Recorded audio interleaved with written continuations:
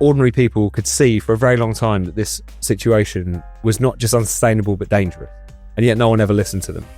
They just patted them on the head at best. There's a ritualistic quality to going after a politician that misspeaks. There's a kind of bravery required to break new ground and do the story in Whitechapel. Hello and welcome to the Spiked podcast. I'm Fraser Myers, Deputy Editor of Spiked. Thrilled as ever to be joined in the studio by Spike's editor, Tom Slater. Hello. And down the line from his farm in Wiltshire, the legendary broadcaster, Colin Brazier. Hi, Fraser. Hi, Tom. Thanks so much for being here, Colin. It's always great to have you on the show. We've got so much to talk about today. We'll be discussing the horrific stabbing in Uxbridge and Britain's broken borders.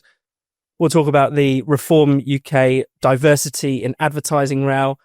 And we'll talk a little bit about Think Before You Post, our documentary on free speech and the fall of Britain to a new censorious regime. Tom, do you want to tell us a little bit about that?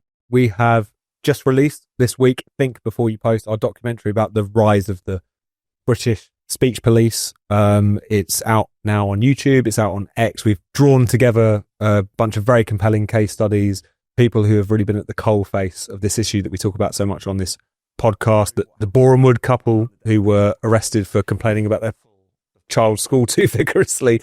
Alison Pearson makes an appearance talking about her being visited by the police on Remembrance Sunday over a year-old tweet. And Jamie Michael, the former Royal Marine, who was put on remand for 17 days and then acquitted in 17 minutes by a jury of his peers for a video that he made after Southport. So people should definitely go and check that out on our YouTube page, on X, it's on the website as well, all the usual places. You must watch this film. I know if we say so ourselves, but it is absolutely brilliant. Can I just strike a note of sycophancy, if I may, please, guys? Oh, please do. I saw the piece today, and, for an old duffer, like Dinosaur like me, who remembers documentaries taking 6 months to produce. I had a friend on Panorama, and that's literally how long they would take to make an episode of Panorama. To see, that it's possible now to make an incredibly high quality documentary, getting on for nearly an hour in length, with the graphics and the production values that it's got, as well as the editorial content, which is absolutely incredible. I've just retweeted that people ought to give it a look, because it is just such a condensed distillation of the great issues of our time around free speech. It's absolutely brilliant. I commend you for it. That's high praise indeed come from you, Colin, so appreciate it. Thank you very much. We will, of course, also be talking in our Spiked podcast Unlocked, our exclusive bonus podcast at the end of this, so it won't be the end of the conversation. We'll be discussing London's hidden grooming gangs and much more. I'll tell you a bit more about that afterwards. But also one final thing before we get into the show. If you are interested in becoming a journalist, if you know anyone who's interested in becoming a journalist, Spiked is hiring. We're looking for a new intern to join our editorial team. This is a really, really rare and exciting golden opportunity. It comes around.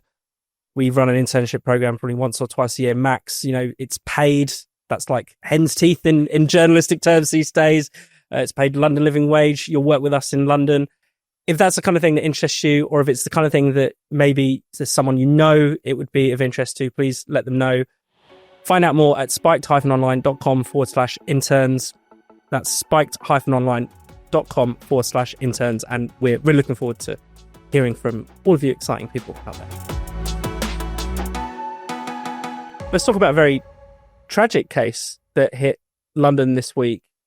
In Uxbridge, a man walking his dog is stabbed to death by the suspect is from Afghanistan. He's believed to have come to the UK illegally. He also is alleged to have inflicted life-changing injuries on another person. Tom, these kinds of horrors are becoming a little bit too regular for many of our liking.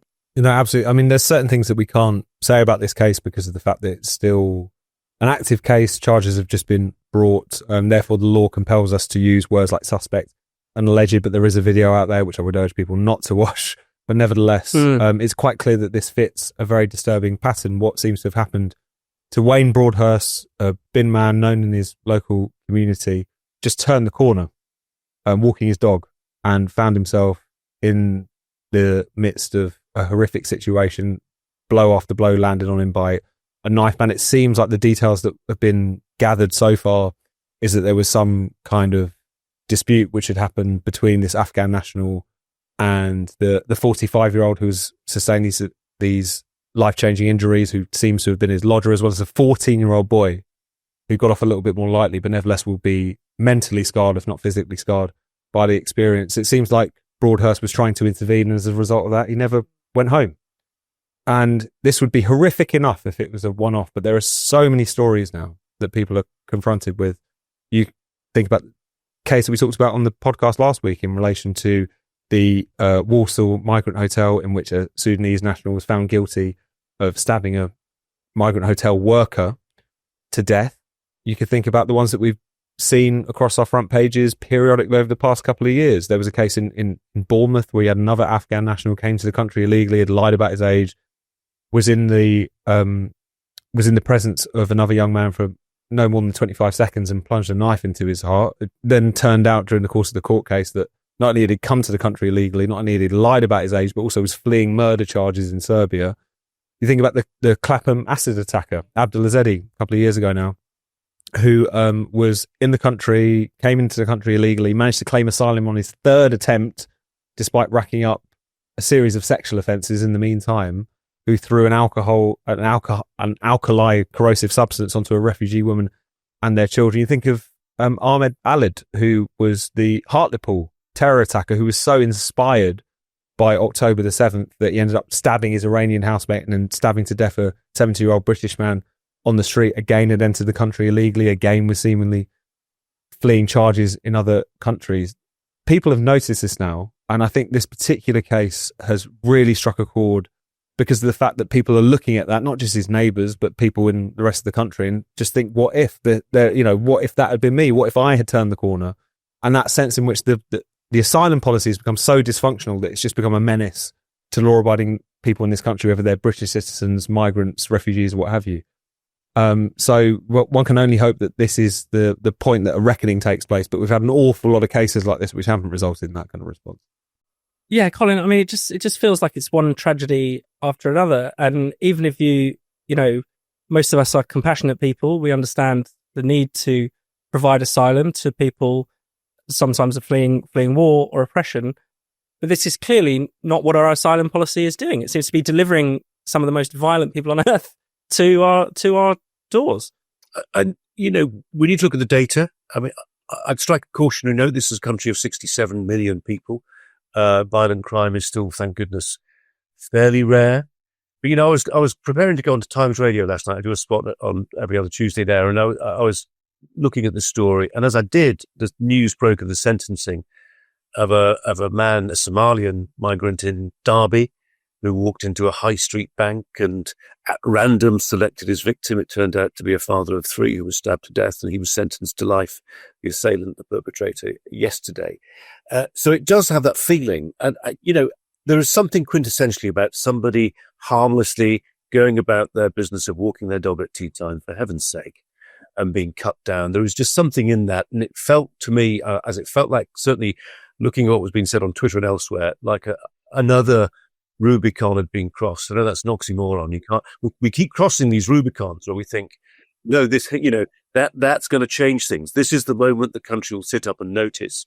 Can we take any crumbs of comfort from anything, from the way this story was reported? Initially, some mainstream media sedulously avoiding anything about this individual's background. And by the way, I'm with Tom on this. I'm still very uncomfortable. I'm even more of an anachronism when it comes to reporting restrictions once somebody's been charged. So I'm glad you're being cagey. It's my instinct to be so too. Nonetheless, it was interesting in the initial reports that no mention was made of the migrant background of this alleged Afghan assailant.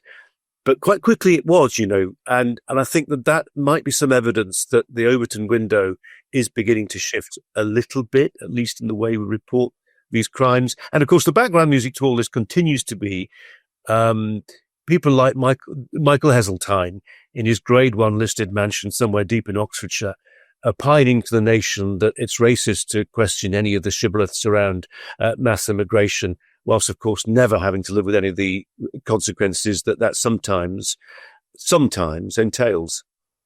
Yeah, I mean it's hard to imagine, Heseltine and Thatcher government tolerating 50,000 small boats arrivals. It's almost as if these people have not updated their way of thinking to live in the world we currently live in. No, exactly. I think the issue of illegal migration is something which just defies common sense. I mean, it's one of those things where this doesn't have to have any bearing on whether or not you're pro-migration, anti-migration, whether or not you want a generous asylum policy or a more restrictive asylum policy. The asylum policy that we've ended up with is almost selecting for wrong uns. We've created a situation in which if you are willing and able to run the gauntlet of smuggling gangs, if you have the money to make the passage, if you are able to get into this country and you know pretty much full well that you're very likely never to be deported, people who are willing to enter a country illegally, there's going to be a non-negligible portion of them who are willing to commit other crimes. This is just a simple, obvious conclusion that one can draw from the porous borders that we've currently been presiding over. And yet there are still people who just want to look into the middle distance and talk about why it's important that we're welcoming to people from around the world. No one would really disagree with that, but at the same time, that's not what it is that we're talking about. And I think the fact that Wayne Broadhurst was a bin man, the fact that, again, this is someone who was living a totally normal life up until about 3 days ago before he was cut down, is a reminder that illegal migration is a class issue in so many ways. There was some analysis a couple of years ago in The Guardian, of all places, which pointed out that about a quarter of all of the illegal migrants, asylum seekers, depending on how you want to term it, a quarter of them who were in Home Office supported accommodation, could be a hotel, could be an HMO, were in just 10 local authorities, 9 of which were amongst the most impoverished in the country. Yeah. That's not necessarily true of leafy suburban Uxbridge, but I think is a reminder that in so many ways that the public have been forced to bear the costs of the virtue signalling and the ideologies of the elites. That ordinary people could see for a very long time that this situation was not just unsustainable but dangerous. And yet no one ever listened to them. They just patted them on the head at best. And the fact that I think that that's the hope that cases like this, if there is any crime of comfort, is the fact that it will spark some kind of genuine sort of reassessment. And this is what I wanted to come back on to you, Colin, because it feels like the public has actually woken up. And the public has had the last straw and the last straw and the last straw. But it's the political class that we're waiting to see some... Fraser, the media class as well, because yes, of course, society to some degree gets the media it deserves. I don't think that's entirely true. I think we deserve a lot better, frankly, than we're getting. Tom makes a really valuable point there about the idea that the system is geared so that the people most likely to get here are the ones who will say the devil takes the hindmost. And I remember in 2015, during the depths of the migration crisis, and I was in countries like Croatia, Hungary, Serbia, and Greece, and watching the young men who were coming off some of the boats that had been picked up, trying to cross the sea from Turkey, and just looking at, fit young men who, it's almost awkward to say it, but they were diving off a pier into the harbour. I was just thinking, it's almost like they are most apt to this journey. And if we were really sensitive to the needs of asylum seekers, we would be going in country. We would be going to Syria. We would be setting up processing centres in the countries where those most at need, the elderly men and women, the disabled, the people with serious health conditions, and we could adjudicate on the ground people who are genuinely fearing for their lives for persecution, rather than people who come to the UK, game the system, pretend to be they're younger, or going through some religious conversion to Christianity, which it proves to be wholly bogus. And Tom's absolutely right. We've created a system which totally encourages a particular type of adventurer to set forth for these shores. And as I say, and we'll maybe come on to this a bit later, the want of skepticism from the media in questioning the motives of those who want to come here has been, to me, staggering. And I think it is directly linked to the sorts of people who ended up in journalism. And I don't want to be that tired, broken record talking about how, journalists used to be drawn from working class communities and it was a trade, not a profession, and they were hefted to their community. But it's true. And the moment that stopped happening, and it became a dilettante pursuit, a sort of middle-class hobby, where what mattered more was the approval and approbation of your peers in the newsroom and elsewhere in the industry, rather than customers and readers and listeners and viewers, then we were finished, because you stop asking questions on behalf of those customers and you start asking questions that will carry favour with other members of your industry.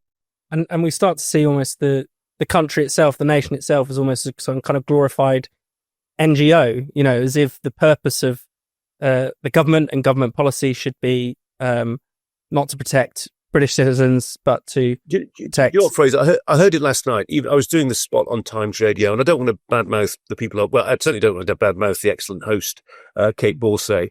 But I was on with Yasmin Alibi-Brown, and there was a determination on the part of the host, and I sort of get it. I get where they're coming from, which is we're going to try and tie all these loose ends together. We're going to try and find common ground and agreement here. We're slightly embarrassed about any signs of discord. We're going to be an organ of reassurance. And sometimes it's impossible. I hate the adversarial stuff, but I accept it's necessary as the crucible through which we arrive at the truth. And too much of our mainstream media simply will peddle a comforting narrative that is a million miles away from what's happening on the streets. Mm-hmm.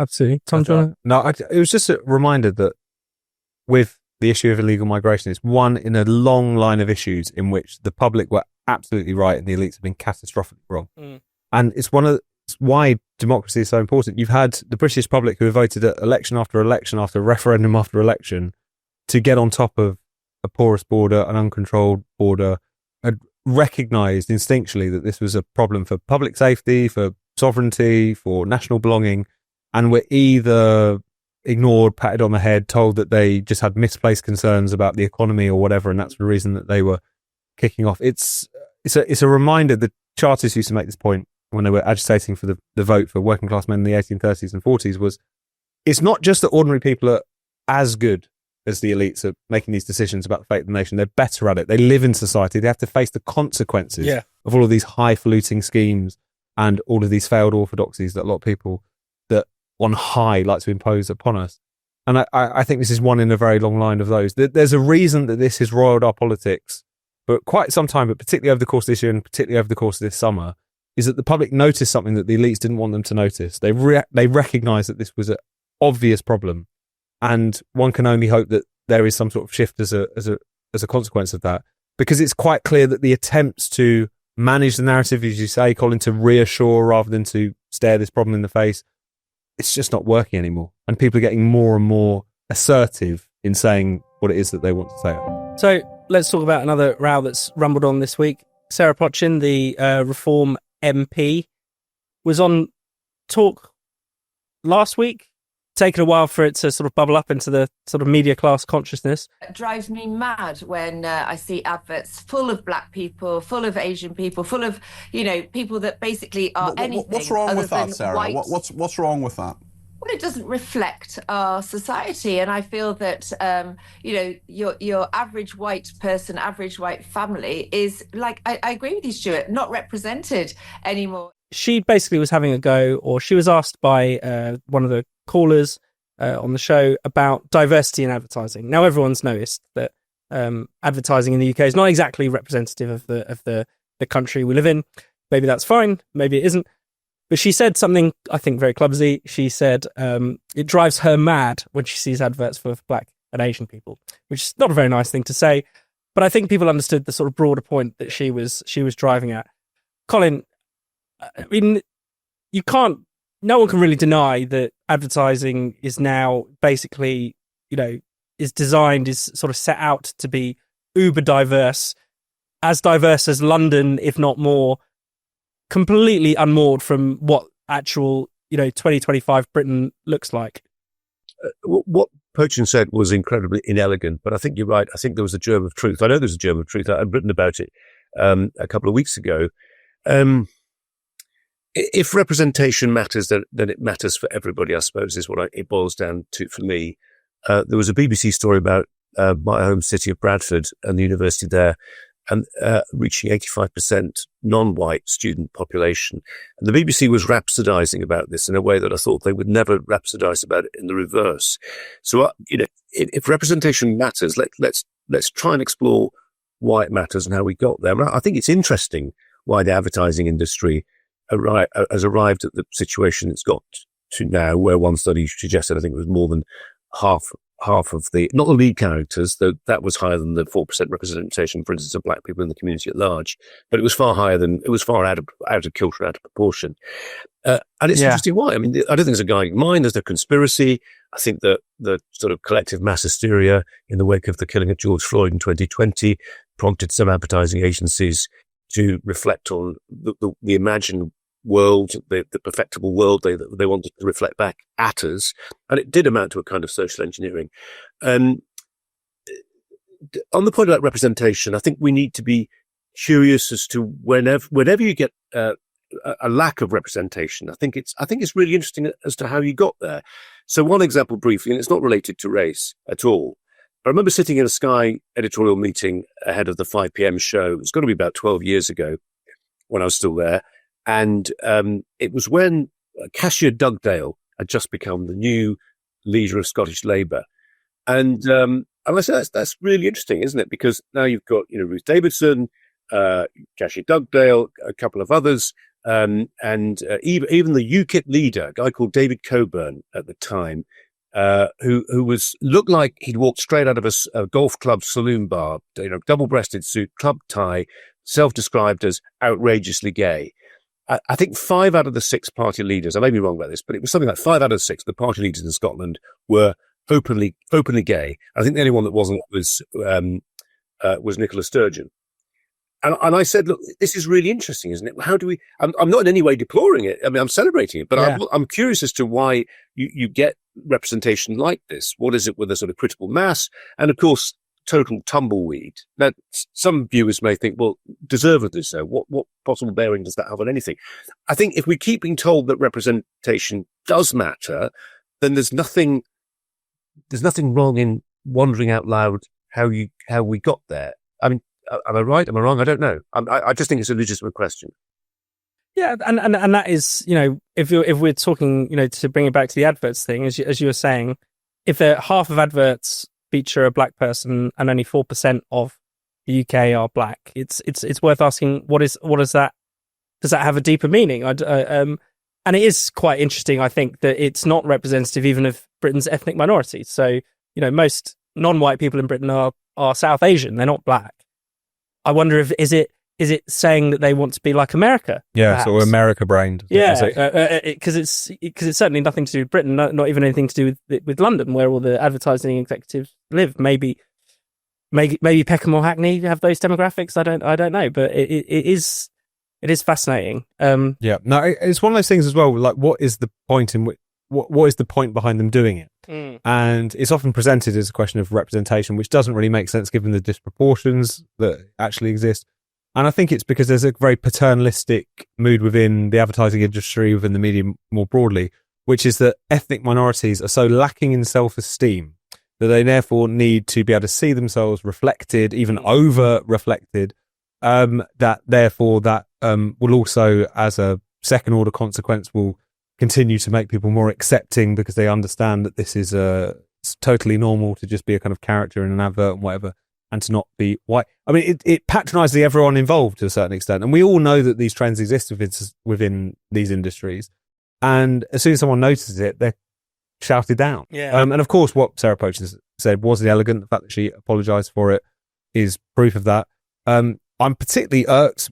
This issue of kind of representation in adverts is not something that moves me particularly, but at the same time, what really does irritate me is the fact that this has led the news agenda for days and days and days. I mean, like, it was treated as the big kind of race relations scandal of the past week, and yet on the weekend we had masked up Bangladeshi Muslim men roaming around Whitechapel in Tower Hamlets saying "Glory for our martyrs," by which they meant Hamas, and inveighing against Zionists. If there is a race relations story that one wants to alight upon and talk about and think, what should we do?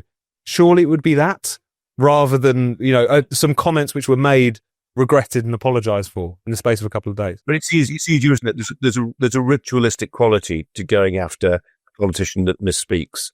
There's a kind of bravery required to break new ground and do the story in Whitechapel.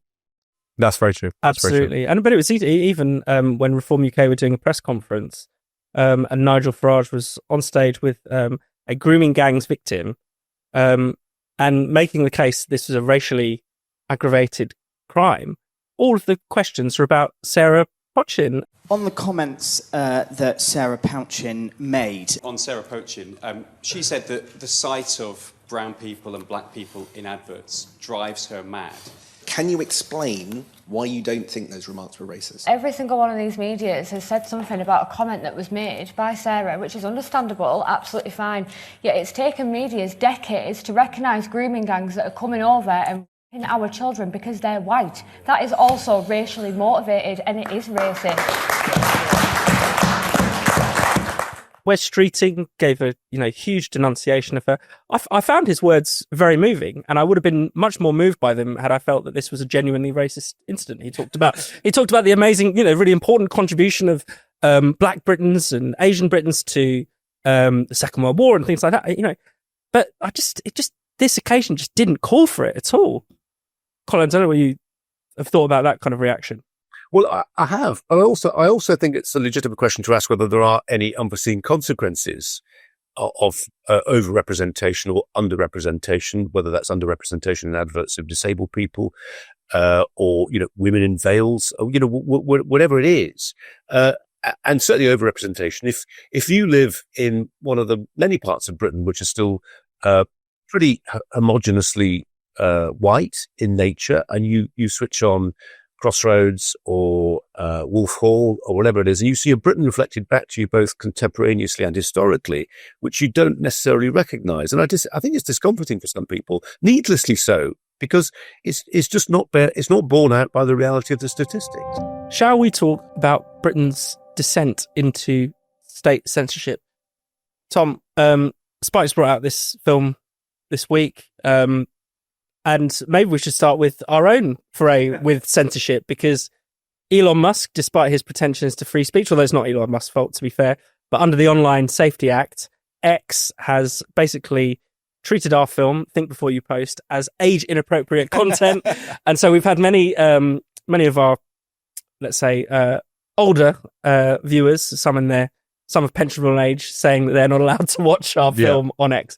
You can still watch it on YouTube, but exactly, you can still access it. Think Before You Post. Definitely go and Google it. But no, it was perfect, really. Our documentary about censorship on social media has been censored on social media. Couldn't have asked for a better story. Really. No, exactly. That was useful in its way. Although I'd rather that it reached more people. That particular issue seems to relate to our old friend, the Online Safety Act, which of course has demanded that the big social media companies bring in this whole regime of age verification, which means that you need to be logged in, you need to have actually put your date of birth in there in order to access this documentary, despite the fact there is no age-inappropriate content in it. If you're worried that maybe we've been a little bit, over our skis on this, it's absolutely not the case. We even bleeped Alison Pearson doing a very well-earned F-bomb at one point, talking about her own arrest, because we were so worried about this. But nevertheless, it's been slapped with these age warnings. But it's a reminder of what we're up against, I suppose. The documentary itself is primarily about the issues that people have encountered with posting things on social media and then being actually visited by the police rather than just deboosted or throttled on social media. But I suppose it is a reminder that this is a big issue. And, we could talk a bit about the case studies in a second, because I think they are quite revealing. We uncovered some really fascinating details about what it is like to have the proverbial knock at the door, being an entirely law-abiding citizen, and then because of something that you posted entirely innocently, you are visited by the arming of the state. But this is a real problem. I mean, the fact that 30 people a day, at least, are arrested in England and Wales for speech offences, and that's just under a couple of bits of legislation, communications legislation. There was a Times investigation into this. That puts us in such an authoritarian position. I don't think we realise it. Greg Luciano from Fire in the US has crunched numbers on this.